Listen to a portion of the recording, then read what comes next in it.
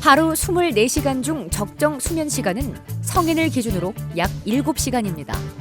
하지만 수면 시간보다 더 중요한 게 있는데요. 바로 수면의 질입니다.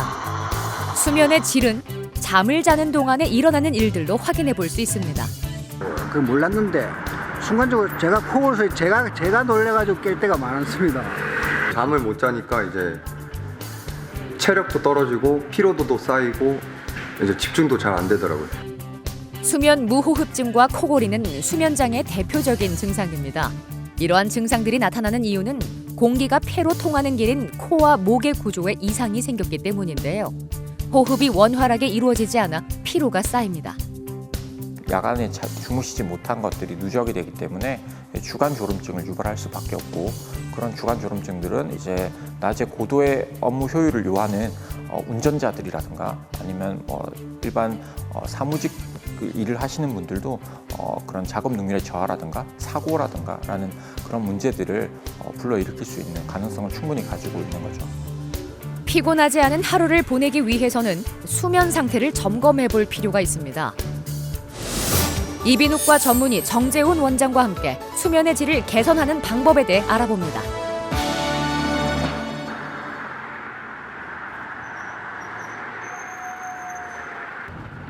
운전대를 잡고 있는 상황이라면 방심은 금물입니다.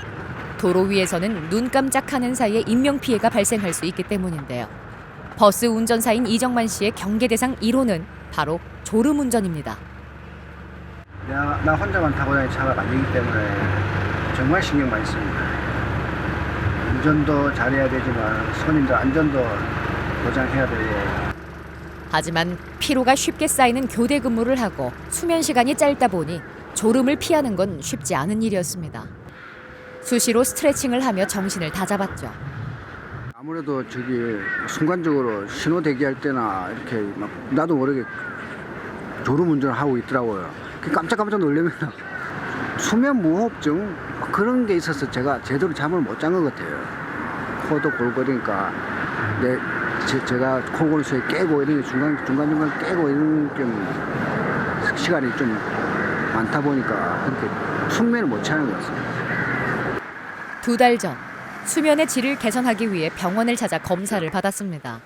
그 결과 잠을 제대로 잘 수 없었던 이유를 알게 돼 수술로 해결했습니다. 오른쪽에 축농증 수술해서 안으로 열어둔 공간이 있고, 왼쪽에 비염 수술해서 넓혀진 공간이라고 보시면 되겠고요. 문제는 코뿐만 아니라 목에도 있었습니다. 이렇게 넓힌 혀뿌리 부분, 이게 입천장 수술과 목젖 일부, 양쪽 편도 이렇게 제거해서 사방이 넓어진 그런 모습인 거죠. 비염과 축농증으로 막혀있던 공기 통로를 넓히고 편도를 제거하면서 내려앉아 있던 목젖을 올려 숨쉬는 게 편해졌습니다. 그렇다면 수술 후의 수면 상태는 전과 비교해 얼마나 달라졌을까요? 수술 전에 했던 수면 다원 검사를 다시 진행해 보기로 했습니다. 수면 다원 검사에서 몸에 부착하는 각종 센서와 전극은 수면 단계와 호흡의 정도, 움직임 등을 측정합니다. 침대에 누워 눈을 감는 순간부터 검사가 시작됩니다. 조정실에서는 이정만 씨의 수면 데이터를 실시간으로 확인하고 분석하는데요.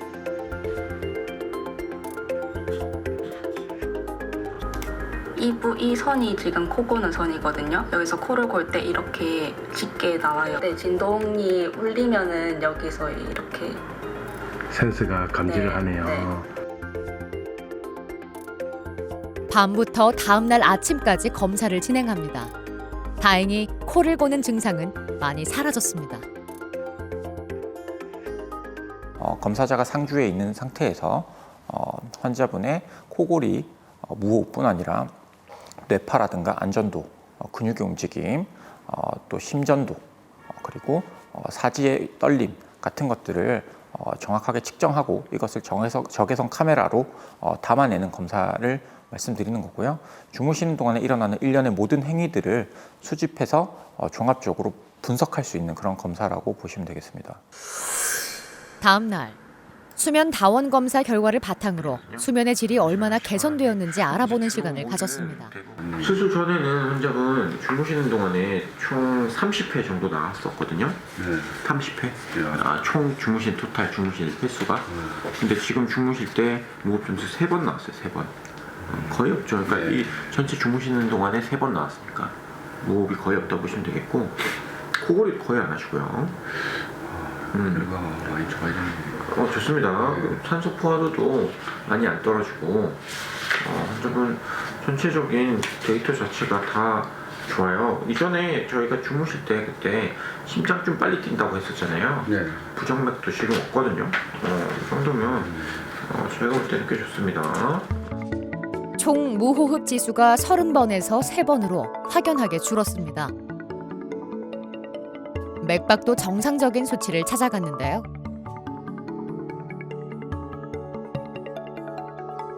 숨을 쉬는 게 자유로워지니 잠도 깊게 잘 수 있게 됐죠. 저희가 이제 수면 검사나 사진을 찍어 봤을 때 코의 문제인 경우가 상당 부분 많습니다. 그래서 코 부분을 해결했을 때 그런 구강호흡 자체를 일단 해결할 수 있는 면이 많이 크고요. 그리고 무호흡 점수 중에서 상당 부분이 목과 또 관련이 있는데, 저희가 사진을 찍었을 때 목 부분이 폐색된 부위가 많이 보인다면 그 부분을 저희가 충분히 부작용 없이 잘 제거한다면 환자분의 삶의 질이 급격하게 좋아질 수 있습니다. 한결 가벼워진 몸과 마음은 업무에 도움을 주고 있습니다. 주간 졸음증에서 벗어나 승객들의 안전을 책임지고 직업 만족도도 자연스럽게 상승했죠. 수술하고 나니까 이제 저 상태가 다 좋아지니까 그게 연관이 있었구나 이런 생각을 해보면 진작에 좀 했으면 좋았을 걸 이런 생각도 앞으로 이제 좀 너무 잘했다 생각됩니다. 이제 코로 숨 쉬는 게 이제 일단 편하니까 다시 태어난 기분입니다. 잠은 몸에 쌓인 피로를 해소하고 심리적 안정감을 가져다 줍니다. 충분한 수면 시간을 유지해야 최적의 효과를 볼 수 있는데요. 그러기 위해서는 코와 목의 구조에 관심을 기울여야 합니다. 점막이 처지게 되면 그런 처진 점막이 좁아진 공기 통로를 막게 되고, 그 막기에 되는 그 점막이 떨림 현상이 이제 코골인데, 이제 그렇게 되면 대부분은 코골이를 심하게 하시다가 한 번씩 그 부분이 완전히 막히게 되면 무호흡이 같이 발생할 수밖에 없는 원리이기 때문에 코골이랑 무호흡은 같이 대부분은 병행해서 존재할 수밖에 없다라고 생각하시면 되겠습니다. 대부분의 경우 무호흡증을 오래 갖고 계시게 된다면 기본적인 뇌혈관 질환과 심혈관 질환 같은 다양한 합병증들을 가질 수밖에 없게 되겠고, 그 외에도 집중력 저하나 작업 능률의 저하 같은 사회적인 문제도 같이 동반할 수밖에 없습니다. 박재성 씨는 가족들로부터 잘 때 숨을 쉬지 않거나 코를 고는 일이 잦다는 말을 들어왔습니다. 특히 최근 들어서 그 증상이 심해졌는데요. 남들보다 휜 코가 원인인 것 같아 병원을 찾았습니다. 저희 전신 마취로 진행을 하고 무호흡 점수를 도출해 보니까 50.7점이 나와요. 50.7점이라는 거는 1시간 동안에 무호흡을 50회 이상 한다는 거고, 1분에 한 번꼴로 거의 숨 멈추는 게 나타나는 건데, 환자분 숨 오래 멈출 때 1분 정도도 멈출 정도로 극심한 무호흡이 있으시거든요. 거기다가 코골이도 거의 대부분 주무시는 동안에 강한 강도로 하는 코골이도 같이 관찰되고,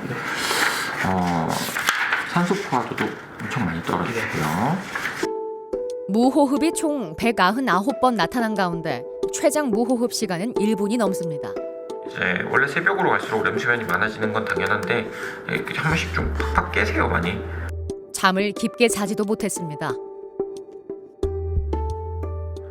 집중력이 많이 떨어져서 일단 같은 일을 하거나 같은 주제를 텍스트를 읽을 때 이걸 빨리 처리할 수 있는 시간이 점점 늘어나는 것 같은, 이 코골이가 심해지고 아침에 그렇게 좀 집중력이 떨어지고 머리가 멍한 상태에서 보면 그 업무 효율도 떨어지고 습득력도 되게 떨어지는 것 같은 느낌이 되게 계속 들더라고요. 그래서 이게 좀 문제가 크구나 지금 내가. 코 안의 상태도 확인해 봅니다. 구조적으로도 문제가 있는 걸까요? 이렇게 휘어 있는 거거든요. 이렇게.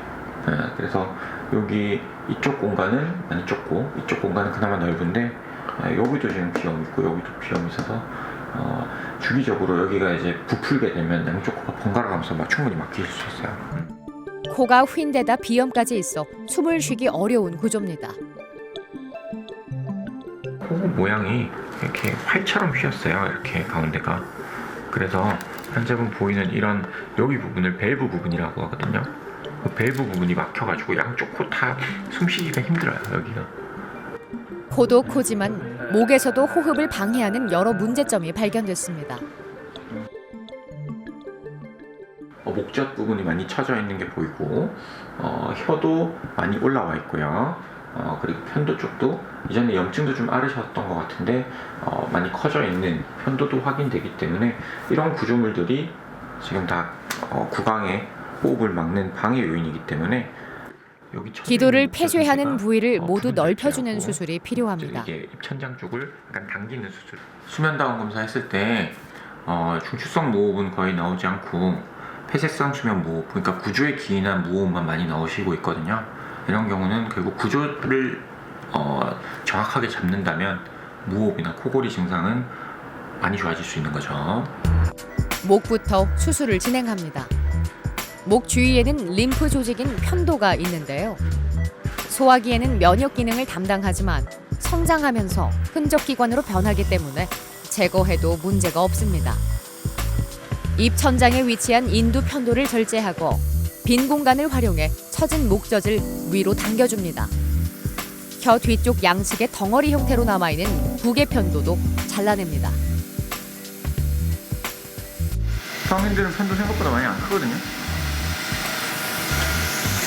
근데 이 정도면 그래도 공간을 많이 차지하고 있었던 것 같아요. 편도를 계획한 만큼 모두 떼어냈습니다. 이제 절제 부위를 꿰맬 차례인데요.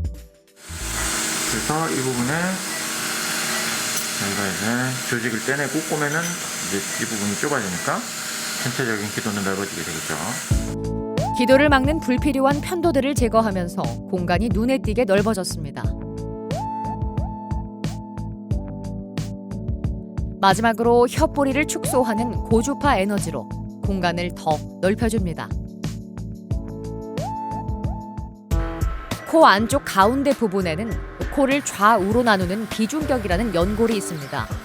이 부분이 휘어지면 비중격 만곡증이라고 부르는데요.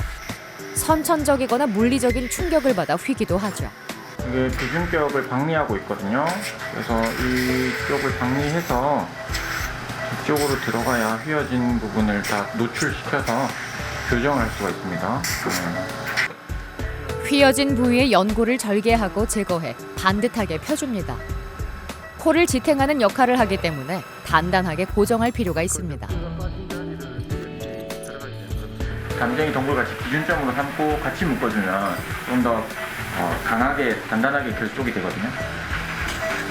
그래서 이제 이걸로 저희가 고정을 합니다. 내시경을 통해 코 안의 상태를 확인합니다. 여기는 원래 넓었던 곳이고 여기는 원래 공간이 하나도 없었는데 들어가는 공간을 제가 거의 약간 오려 붙이다시피 해서 이렇게 만들어 놓은 거죠. 휘어진 비중격을 방치하면 코가 막히는 것부터 시작해 축농증과 후각장애, 수면장애 등 다양한 질환을 동반할 수 있습니다. 또한 집중력과 업무 능력 저하 등 일상생활에 악영향을 끼치기도 하는데요. 증상이 심한 경우엔 수술을 받는 것이 가장 좋습니다. 코랑 목 수술 다 같이 했을 때 보통 일상생활 복귀하는 데는 일주일 정도면 충분하고요. 한 2주 정도 지나면 그때부터는 전혀 직장생활 하시는 데도 문제 없습니다.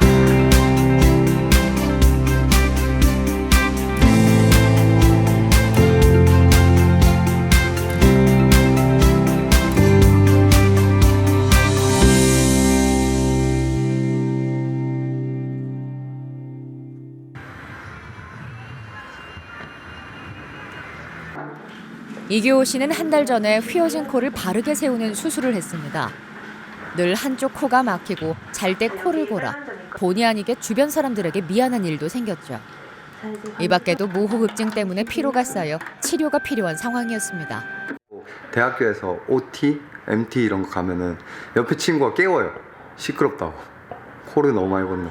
깨워가지고 저도 미안하다고. 저는 몰랐거든요. 제가 코 고는 줄. 코 고는 소리를 녹음해두기도 했습니다.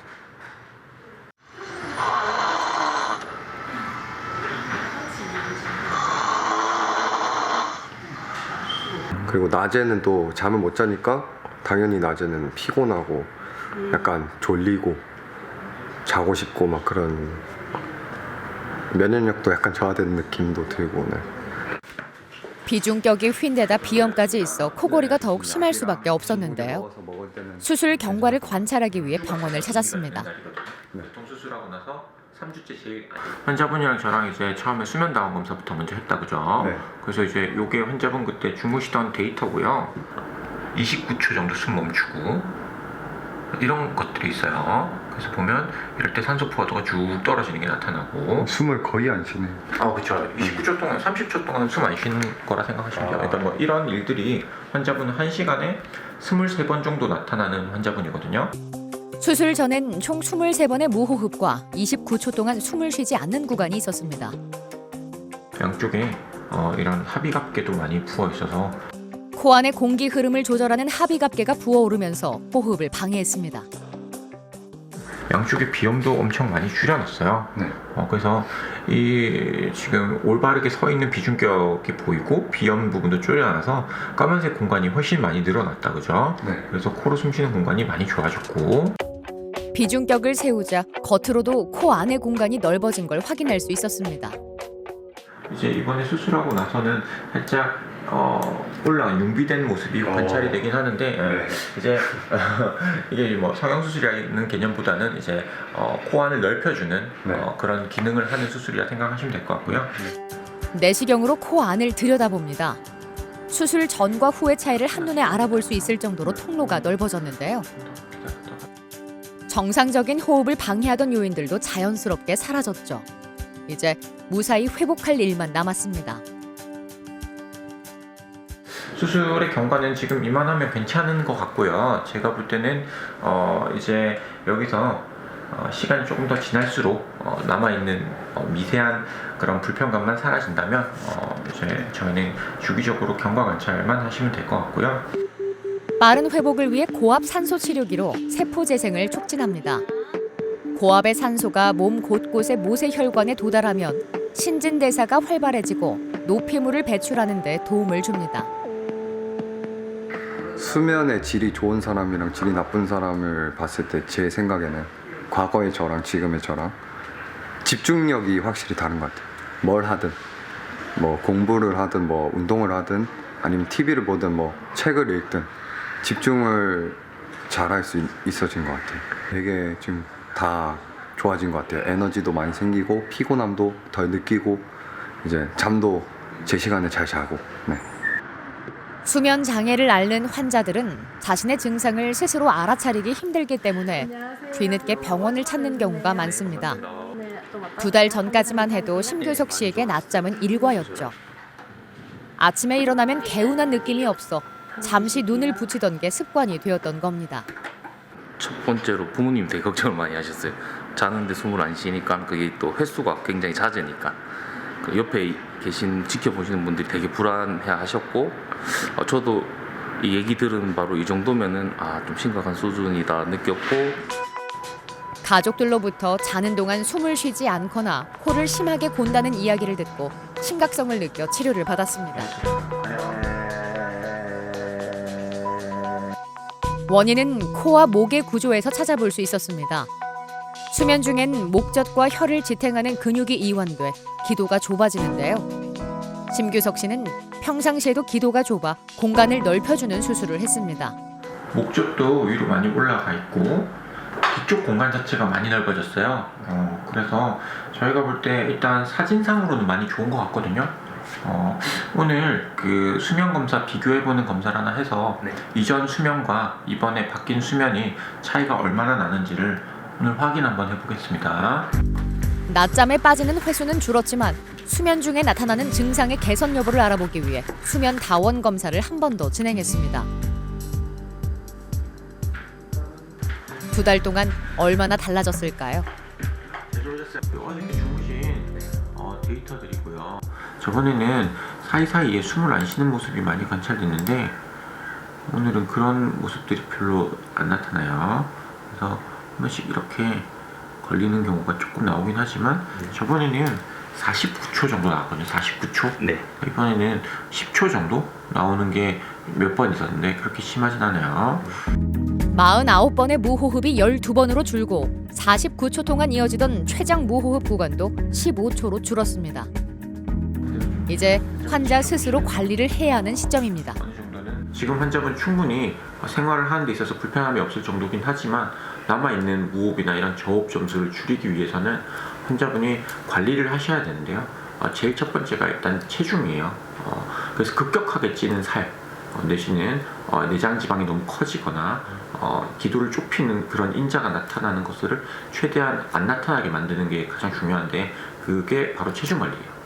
그래서 체중 관리 잘 하셔야 되고 그 외에는 특별히 환자분이 적당한 운동을 하거나 그리고 건강하게 술, 담배 좀 줄이시고 안 하시고 건강하게 사시는 게 가장 좋은 수면의 질을 유지하는 방법이라고 생각이 됩니다. 첫째로는 이제 사람이 사는데 수면이 거의 반을 차지하지 않습니까? 그 반을 좀 더 편하게 내 몸에 맞게 잘 수 있다는 게 일단 다행스럽고요. 두 번째는 뭐 말씀하신 대로 이 사회생활 하면서 남들이랑 같이 자게 될 경우도 있는데 그런 부분에 있어서도 남들한테 피해 안 끼치고 저도 크게 신경 쓰지 않고 이렇게 생활할 수 있어서 뭐 두 가지 측면 다 좋은 영향을 미치는 것 같습니다. 잠을 깊게 잘 자는 것만큼이나 하루를 보람차게 보낼 수 있는 방법이 또 있을까요? 수면의 질은 삶의 질과 연결되어 있습니다. 숙면을 방해하는 원인을 찾아 적합한 치료를 받으시길 바랍니다. 수면 무호흡을 코골이를 개선할 수 있는 분들임에도 불구하고 맞지 않는 치료법을 택함으로 인해서 불편함을 느끼시는 분들이 꽤 많은 걸로 알고 있고 그런 분들은 맞는 치료법인 수술적인 치료법이 맞다면 맞는 치료법을 행해서 그러한 사회적인 그리고 개인적인 그런 삶의 질을 많이 높이는 것이 환자분한테 훨씬 더 이득이 되지 않을까라는 생각을 갖고 있습니다.